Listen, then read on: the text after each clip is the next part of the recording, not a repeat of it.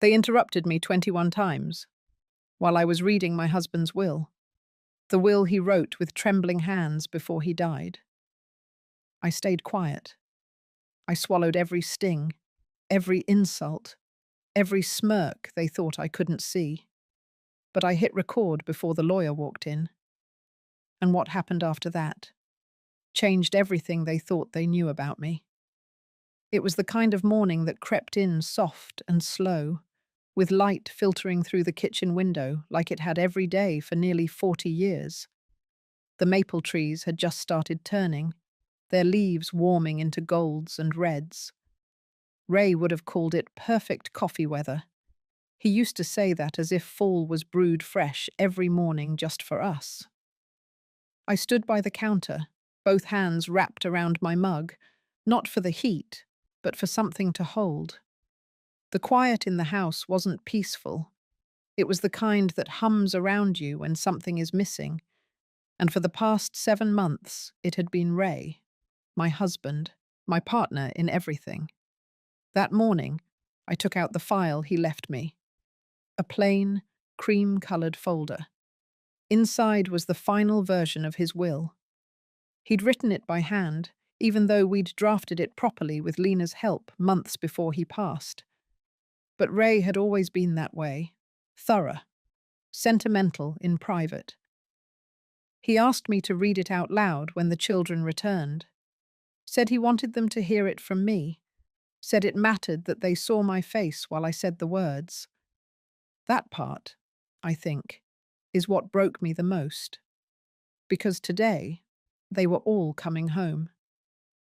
Brandon was flying in from Phoenix. Mallory and her husband would drive up from their lakeside condo in Connecticut.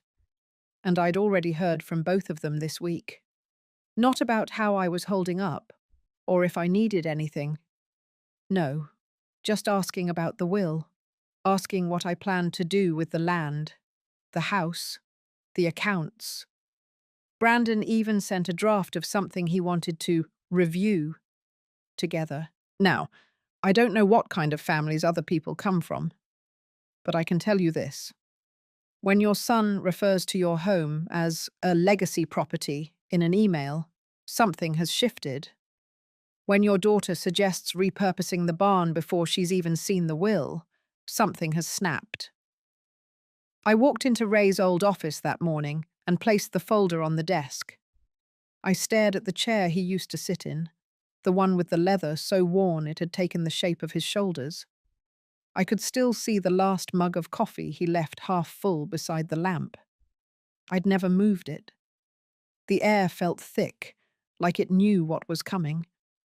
And maybe I did too, because what I needed to read wasn't just words on a page, it was Ray's last attempt to hold this family together. And I didn't know yet if they were ready to hear it. But I was. And I had a quiet thought then, one I didn't dare speak aloud, that maybe, just maybe, Ray had written that letter, knowing they wouldn't really listen. Maybe he left it for me to hear myself say it out loud. So I'd stop doubting what I already knew. They weren't coming to honor him. They were coming to claim what they believed they were owed. Mallory arrived first. She pulled into the driveway in a sleek black SUV, the kind with tinted windows and automatic everything. Her husband stayed in the car, scrolling on his phone like he couldn't be bothered. She stepped out, heels clicking on the gravel like she was walking into a conference room. Her coat was sharp, cinched at the waist. Hair perfect, smile polite. She didn't look around the porch, didn't notice the ivy Ray and I had planted years ago climbing higher than the windows now. She came straight inside, called out my name like she was asking for a hotel concierge. I heard her setting down her bag, opening the fridge without hesitation. Then Brandon came, 3 hours late. No apology, just a quick grunt and a long sigh as he kicked off his boots like he lived there. He smelled like airport whiskey and something synthetic. The first thing he asked was if I had Wi-Fi. Not how I was doing, not if the house felt different without Ray, just the Wi-Fi. They settled around the kitchen table like they were here for business. Mallory opened her tablet. Brandon dropped a folder beside his coffee mug. They started showing me mock-ups, logos, budget lines, a PowerPoint presentation about transforming the barn into an event space and turning the upper acres into luxury tiny homes. They called it the Dunning Revival Project. Not once did they say our family name like it meant something to them. To them, it was a brand. Brandon explained their plan like it was already in motion. Zoning options, investors. He said we needed to move quickly before the market changed. Mallory chimed in with projections. She said wellness retreats were trending. She used words like potential and equity. Her tone stayed light, her words sugary, but her eyes watched me closely, like she was waiting for a yes. They weren't asking for permission. They were managing me, framing it all as if they were doing me a favor. Brandon said it was the smart move. He said it would free me from the burden of managing an old house and acres of unused land. He said it would finally let me relax, as if I hadn't already been living in peace until they decided to turn grief into a business plan. When I asked about Ray's will, they glanced at each other.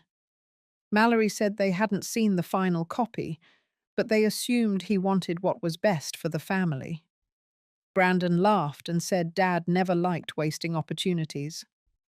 Then he changed the subject, pulled out another document for me to look over. It was a draft agreement for my signature, a transfer of partial ownership, 60%, to them. I didn't speak. I just looked at the paper.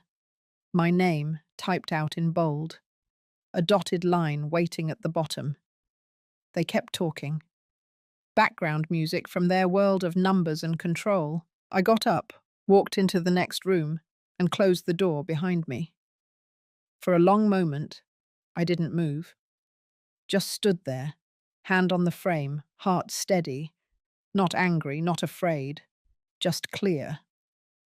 I finally saw it. This wasn't about Ray. It wasn't even about family, it was about leverage, and they believed they had it. They believed I would fold, like an old chair at the edge of a yard sale. But they had no idea what was still folded inside me. The next morning, the living room was already staged. Brandon had pushed the coffee table aside and placed 3 chairs in a semicircle like it was some kind of boardroom. Mallory lit a cinnamon candle. She said it would make the space feel warm. All it did was remind me of how much they wanted control over the atmosphere, even the scent. I brought down the envelope. The original copy of Ray's will was inside, folded once, creased at the top. He'd signed it himself 3 days before he was admitted to hospice. His handwriting had wavered near the end, but the message was clear. He wanted everything shared equally. He wanted me to read it aloud, in front of them. No attorneys, no arguments, just us. I stood while they sat. The pages trembled in my hands, but not because I was unsure. It was the weight of what came next. I opened my mouth to begin. Brandon cut in. He asked if I had reviewed the zoning document from yesterday. I told him I would prefer we stick to the will first. He nodded, but Mallory jumped in before I could speak another word. She said it would be helpful to hear what Dad's wishes were, but also added that any decisions should be viewed through a financial lens. She mentioned responsible stewardship. I continued reading. By the time I reached the 3rd paragraph, Brandon interrupted again. This time to ask if Ray had really written it alone, or if Lena had influenced the phrasing. I told him Lena had only helped format the earlier versions. This one was entirely Ray's. He leaned back and muttered something under his breath. I kept reading. Mallory stopped me next, wanting to clarify the term irrevocable trust mentioned near the end. I told her we would get to that part soon. She smiled and said she just wanted to make sure there were no misunderstandings. I started again, and they kept going.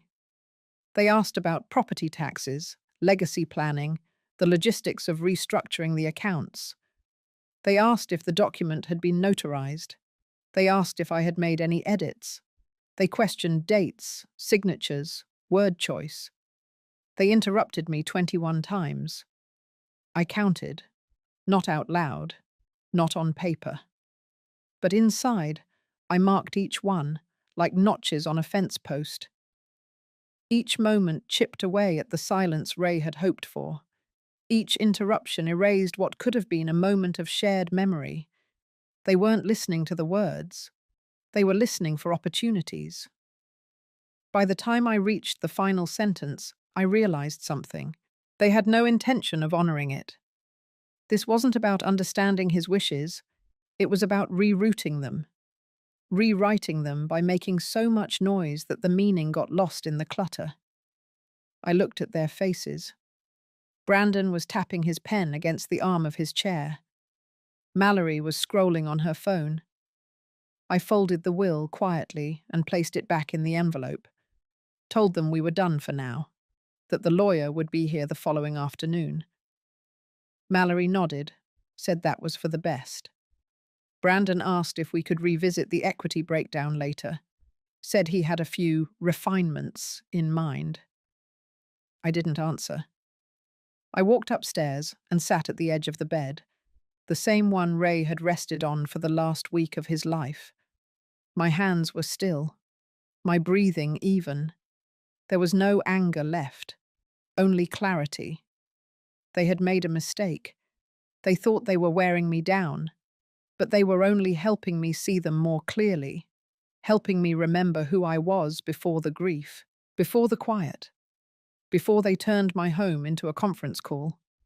And they had no idea I'd just begun to listen, really listen, to them, to Ray, to myself.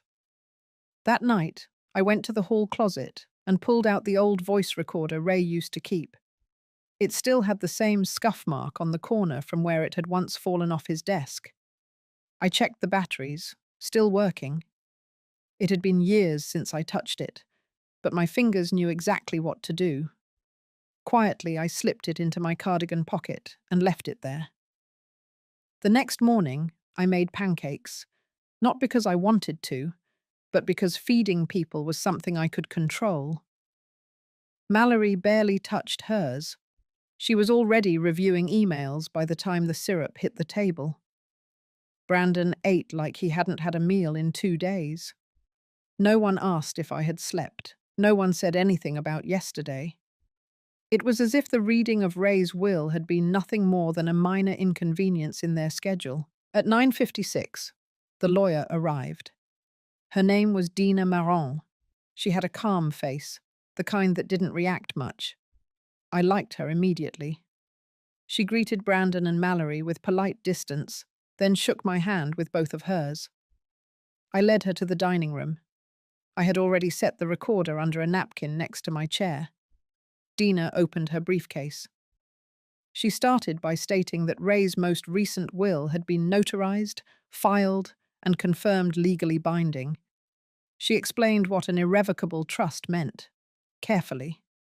She did not speak down to me, and she didn't let Brandon interrupt. But he tried.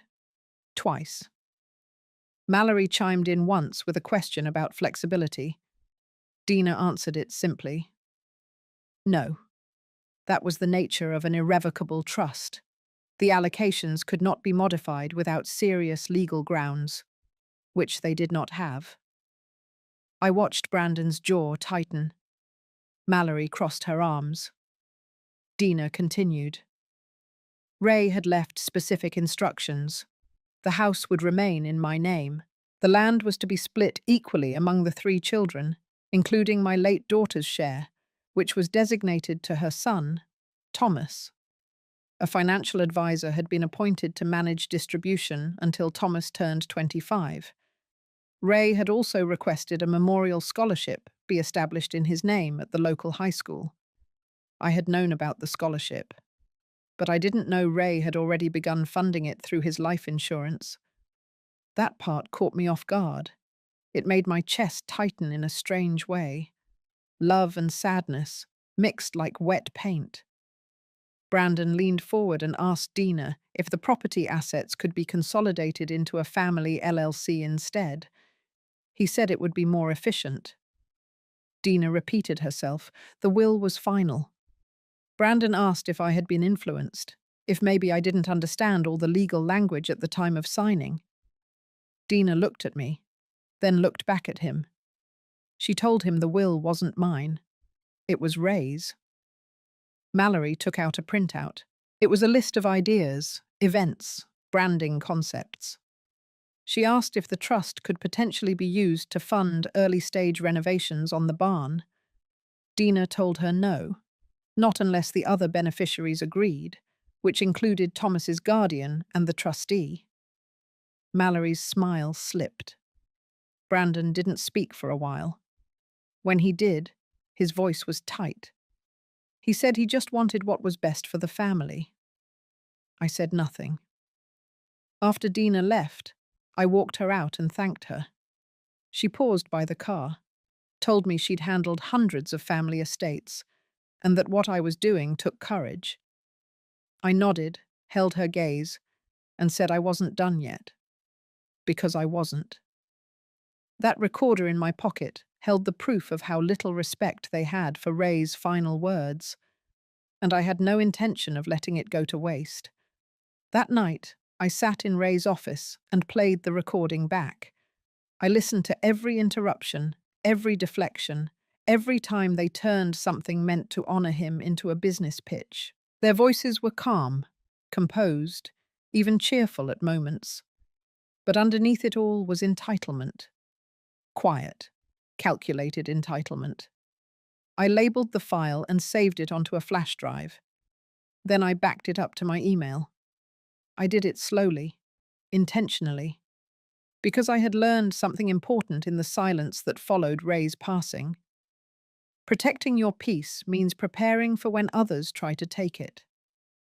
The next morning I made phone calls, first to Lena, then to the accountant Ray had trusted for 20 years, then to the trustee named in the will. His name was Marcus Klein, and he remembered Ray well. I told him what had been said during the meeting with Dina. I told him I had a recording. He asked me to send it. I did.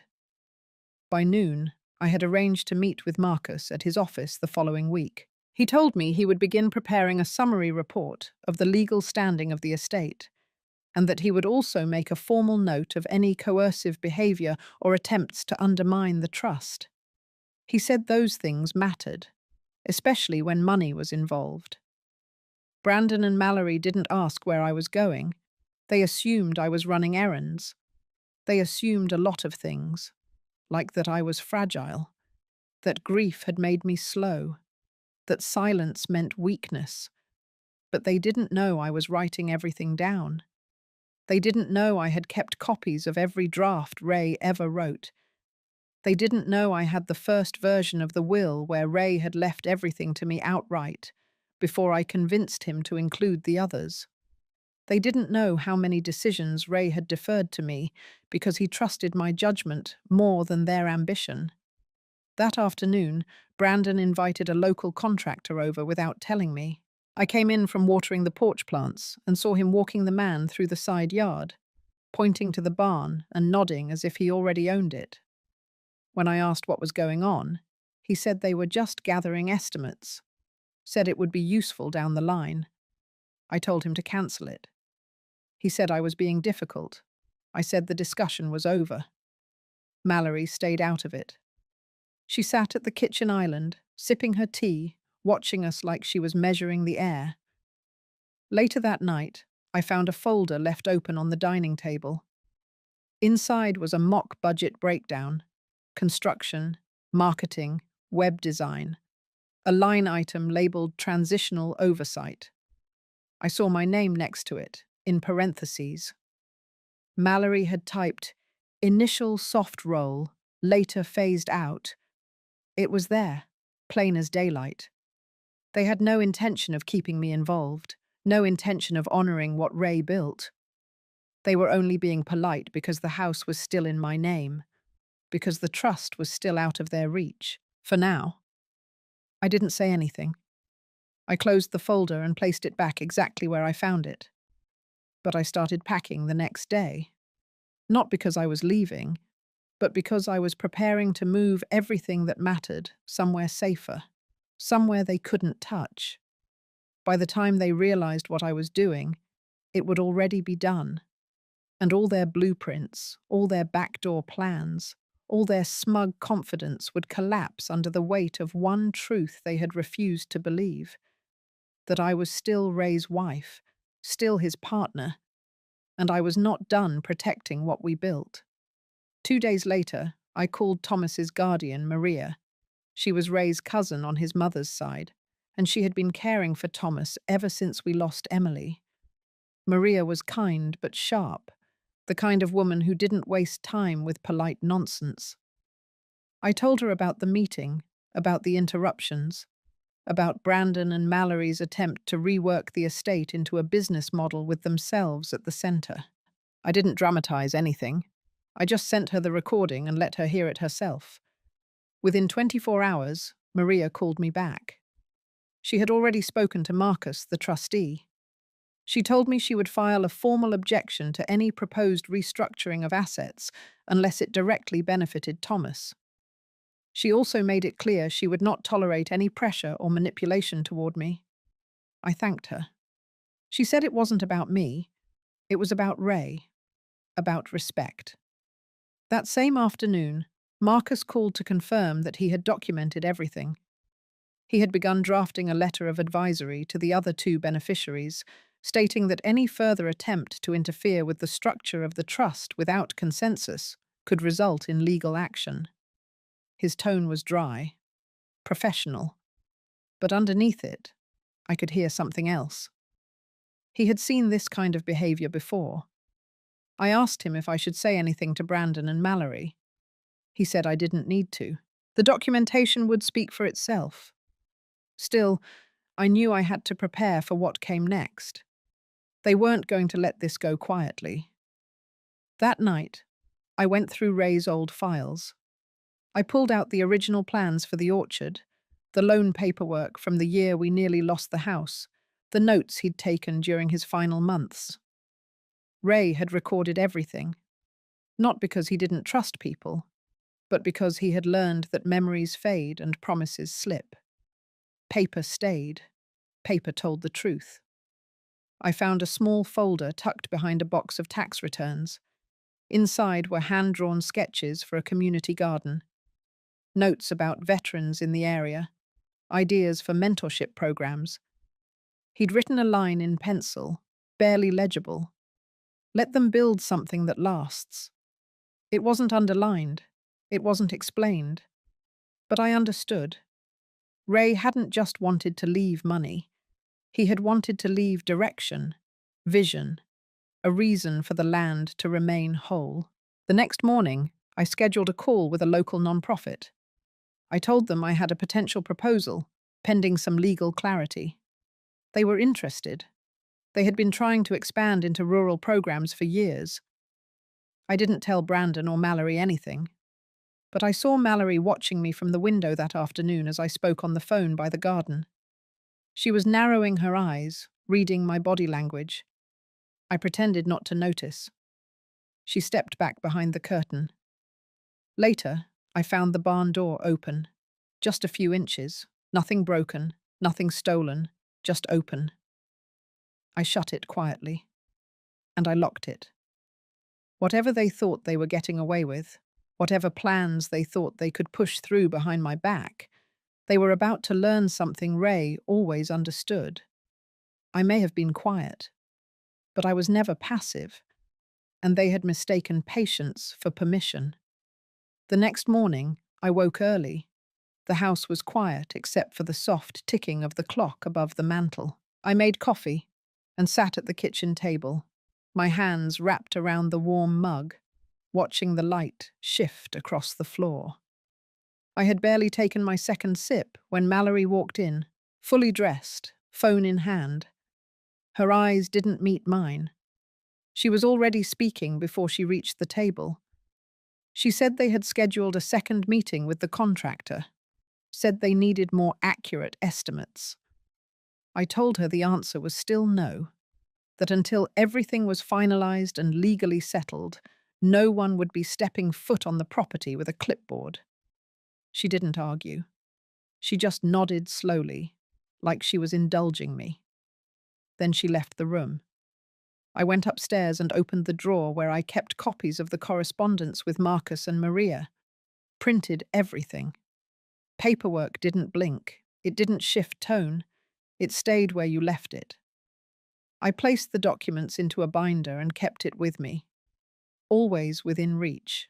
Around noon, Brandon returned from town with 2 bottles of wine and a new pressure washer. He said he wanted to start cleaning the front porch, get a jump on the upkeep. I told him not to touch anything. He smiled without humor and asked if I was planning to let the place fall apart just to make a point. I didn't answer. I didn't need to. That evening, the first email arrived. It was from a company I didn't recognize, confirming receipt of an application for property valuation. The sender name had Mallory's initials embedded in it. 15 minutes later, a second email came through, this one from a local architect, referencing an upcoming call regarding project specs. Both had been copied to an email thread I had never seen before. They weren't waiting for permission. They were moving forward behind closed doors. I forwarded the emails to Marcus with a note. No approval given, no authorization provided. He replied within the hour. He said he would flag it and begin documentation immediately. Any unauthorized planning, especially if it involved estate assets or property changes, would violate the terms of the trust. I went to the shed after dark. I collected Ray's old blueprints, the ones for the garden, the workshop, the veterans' space. I brought them inside and laid them out on the dining table. I began organizing them into folders, creating a preliminary proposal. I had no intention of letting Brandon and Mallory turn everything into a hollow profit engine. If Ray's land was going to be used, it would serve people, real people, not investors, not trend followers. I stayed up until midnight working through the documents. The next morning, I submitted a preliminary outline to the non-profit team I had spoken with earlier. They responded enthusiastically. They said the direction aligned perfectly with their mission. They asked if I could meet their board next week. I agreed. That afternoon, Brandon knocked on my door. For once, he didn't come in. Just stood in the hallway. Said he needed to talk. His voice was tight, edges fraying. I told him I was busy. He didn't push. But as he turned to leave, I caught something in his eyes. Not anger, not arrogance, something sharper, a flicker of calculation. He was starting to realize the tide had shifted, and he didn't know where the current would take him. But I did, because I was the one steering now, quietly, steadily, without ever raising my voice. It was the day of the dinner, the one Brandon insisted on calling a transition supper. He printed out little name cards, folded them neatly, and placed them around the table like we were hosting some formal affair.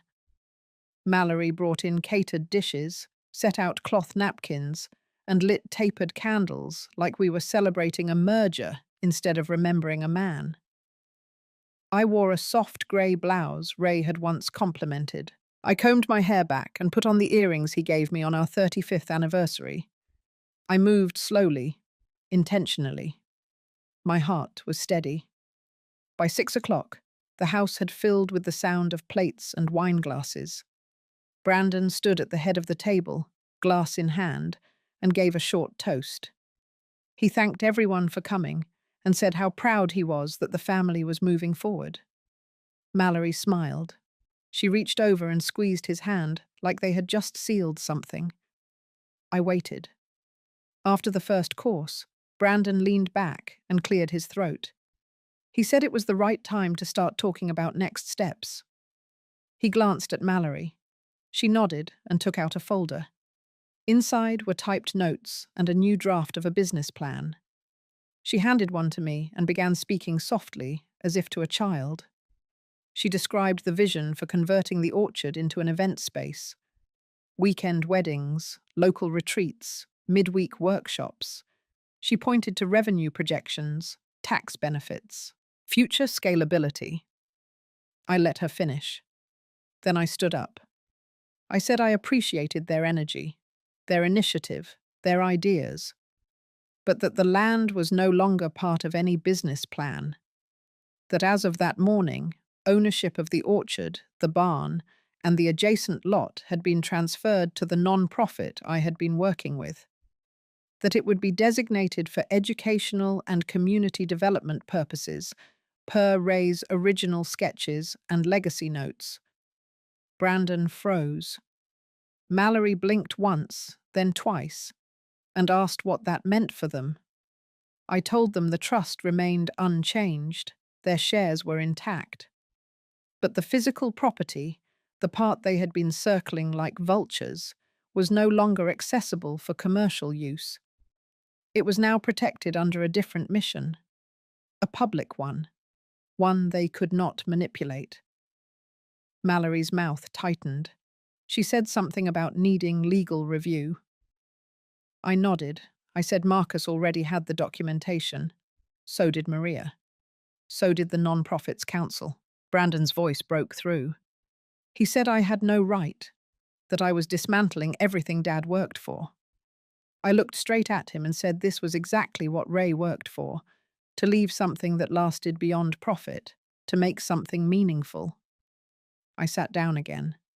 The room was silent, the kind of silence that follows the crumbling of something hollow. No one reached for dessert. No one raised a glass. Eventually, Mallory began gathering her papers.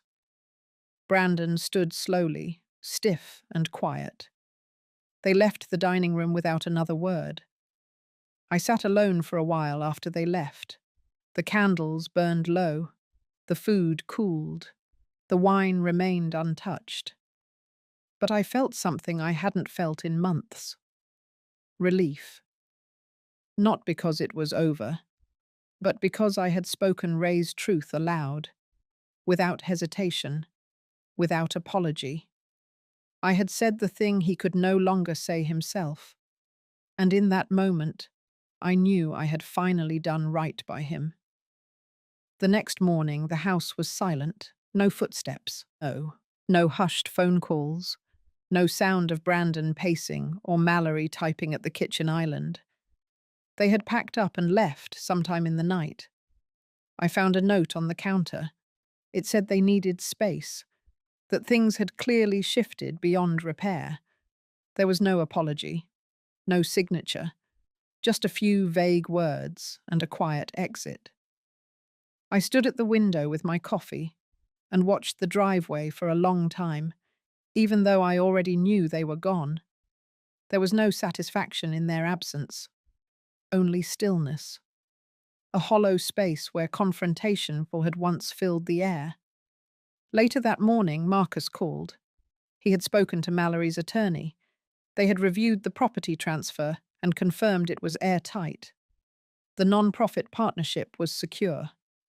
Ray's legacy could proceed without obstruction. Marcus told me he would be forwarding the next quarterly trust report and that I could expect a review meeting next month. His voice was steady, reassuring. After we hung up, I went out to the orchard. The morning light filtered through the trees, casting long shadows across the damp soil. The wind carried the soft scent of early blooms. I walked slowly between the rows, remembering how Ray used to tap the branches, nod to himself, and mumble about pruning schedules. I stood still and let the air settle around me. This was what he meant to protect. Not just land, not just fruit, but the quiet dignity of something tended with care. That afternoon, I met with the team from the non-profit. We sat around the kitchen table, the same one Brandon had once spread business plans across. I served coffee and passed out Ray's old drawings. They listened carefully. They asked thoughtful questions. When I told them Ray's intention was to serve the community, not sell to it, they nodded. One of them, a soft-spoken woman named Clarice, said she had lost her father to cancer last year. She understood the need to do something that mattered after grief. By the time they left, we had agreed on a 6-month pilot program. Local volunteers would maintain the orchard, while youth apprentices learned agricultural basics. The barn would serve as a workshop space, offering quiet classes and mentoring for teens who didn't quite fit in at school. It was small, modest, but it was a beginning, and it was his. That evening, I found one of Ray's jackets still hanging on the back porch hook. I slipped my hand into the pocket and found a folded receipt from 2 years ago. It was for 3 apple trees and a shovel. I smiled. He had never stopped planting, even near the end. I sat on the back steps as the sun dropped low, casting golden light across the field. A few birds settled in the trees. The porch creaked gently under my feet. I didn't feel victorious. I felt clear, like something had been set back in place. Not fixed, not erased, just corrected. Sometimes justice doesn't shout, it whispers. And in that quiet, I finally heard Ray again, not in words, but in what he left behind. Not just the orchard, not just the trust, but the trust in me, that I would finish what he started, that I would remember what mattered, that I would make something grow. The first volunteer group arrived on a Friday morning. A dozen teenagers from the high school 2 towns over, led by a counselor named Devin. They wore second-hand boots and jackets too big for them, but their eyes were bright, curious. Some tried to act indifferent, but I saw the way their hands hovered near the tools, eager but unsure. I gave them a slow tour of the orchard, showed them where Ray had built the irrigation trench, pointed to the compost bins he insisted on placing just behind the hedgerow, told them which trees were planted first and which ones had always struggled with sun. They listened, not always attentively, but they stayed close. That was enough. Clarice from the non-profit had arranged for a local artist to paint a mural on the side of the barn. Not a bright cartoon, but something rooted in the land. Rolling hills, open sky, a silhouette of a man planting a tree. Underneath, in small lettering, it read "Planted with Purpose." She said they wanted the image to grow with the orchard, to give it a sense of memory. By mid-afternoon, the kids were laughing, pulling weeds, stacking tools, brushing dust off their sleeves. One of them asked if we would be doing this every week. I said yes. His face broke into a shy grin, and he nodded. Later that day, as I was refilling the water jugs, I noticed Mallory's car in the distance, parked just past the county line, where the road bent near the pasture. She didn't get out, just sat there for a few minutes, engine running. I didn't wave. I didn't move. Eventually, the car turned and drove away. That night, I wrote Ray a letter. I hadn't done that since the week after his service. I told him what we had done, about the kids, the mural, the soil that felt looser now, like it was breathing again. I told him I was tired, but in a good way, a different kind of tired than grief, a peaceful kind. I placed the letter inside the old cigar box he kept on his desk, the one filled with small things he never threw away. Ticket stubs, a dried leaf from our first road trip, a tiny key to a toolbox we lost long ago. In the kitchen, I found the notebook I had used to draft meals for the week. I flipped to a new page and wrote a list. Not groceries, not errands, just names. People I wanted to thank. People who had shown up, quietly, steadily. People who reminded me that legacy isn't just about money or land. It's about the shape of what we leave behind in others. Ray once told me the orchard would outlive us, that it would bend with time, lose a few limbs, gain a few rings, but if it was cared for, it would endure.